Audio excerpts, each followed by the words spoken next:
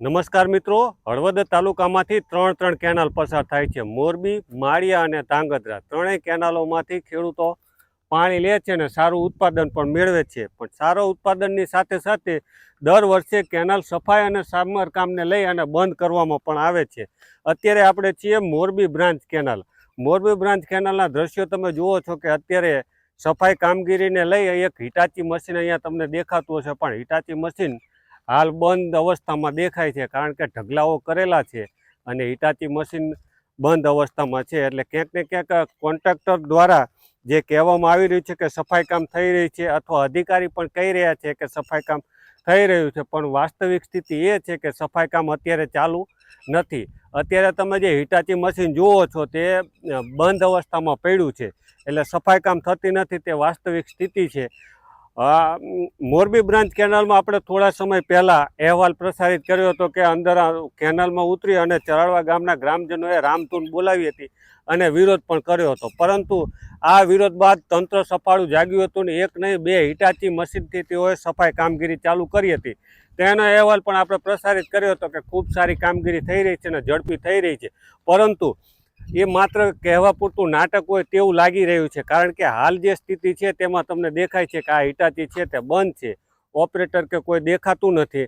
અને તમે જે પ્રકારે જુઓ છો કે થોડેક દૂર કે માટીના ઢગલાઓ પણ પડ્યા છે. એટલે ખાસ કરીને કોન્ટ્રાક્ટર અને અધિકારીઓ જે પ્રકારે કહી રહ્યા છે કે સફાઈ કામગીરી ચાલી રહી છે, પરંતુ સફાઈ કામગીરી ચાલી નથી રહી, તે આ તમને સ્પષ્ટ દેખાતું હશે.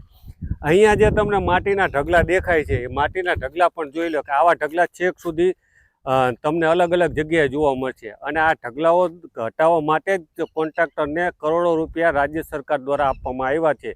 પરંતુ ક્યાંક ને ક્યાંક જેટલું મોડું થાય એટલું કોન્ટ્રાક્ટરને કામગીરી ઓછી કરવી પડે, અને તેને લઈ કામગીરી ઓછી કરવી પડે, તેને બચાવ થાય, પૈસાનો બચાવ થાય અને સારો એવો નફો મળે, તેની લાઈવમાં કેનાલની યોગ્ય સફાઈ નથી થતી. અત્યારે આપણે કેનાલના અધિકારી સાથે વાત કરી, તેમનું જણાવ્યા મુજબ કે આપણે એમને નોટિસ આપી છે કે ઝડપી કામગીરી કરવા માટે, અથવા જો એ ઝડપી કામગીરી નહીં કરે તો તેમના પૈસા થોડા ઘણા રિકવર કરવા પડશે તેવી પણ વાત કરી.